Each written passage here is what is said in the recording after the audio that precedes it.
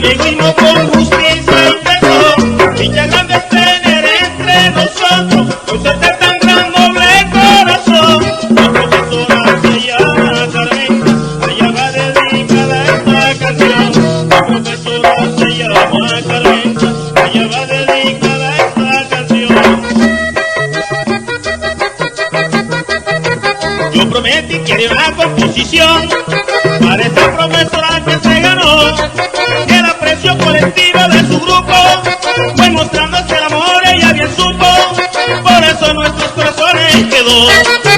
Aprendimos con su ejemplo a compartir experiencia fruto de nuestro quehacer, las virtudes que a todos nos ha mostrado han servido para sentirme motivado a seguir sus enseñanzas para triunfar. Por eso a mis colegas los exhorto, sigue el ejemplo de esta mujer. Por eso a mis colegas los exhorto, sigue el ejemplo de esta mujer.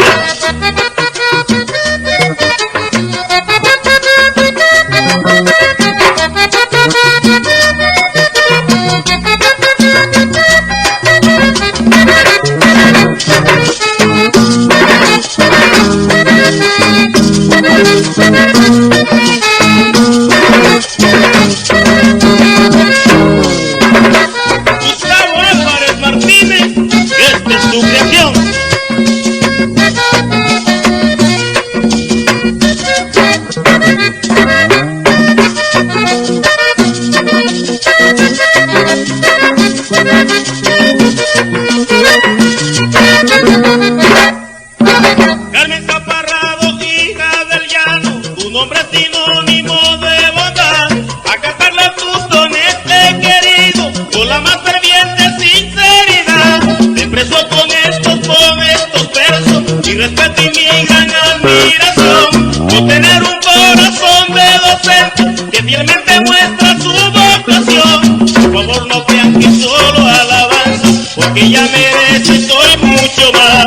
Por favor no crean que solo alabanza, porque ella merece estoy mucho más. Cuando llegue a ser un verdadero poeta, le compondré una canción mucho mejor, para que ella se sienta muy bien honrada, realizando hacia el compás de mi tonada, es lo que más le siente compositor. Sigue así pero no cegues en tu empeño, pues mi linda y encomiable es tu labor, de guerra por el camino con tu luz, de igual forma como lo hizo un día Jesús, que enseñó con gran ternura y mucho amor.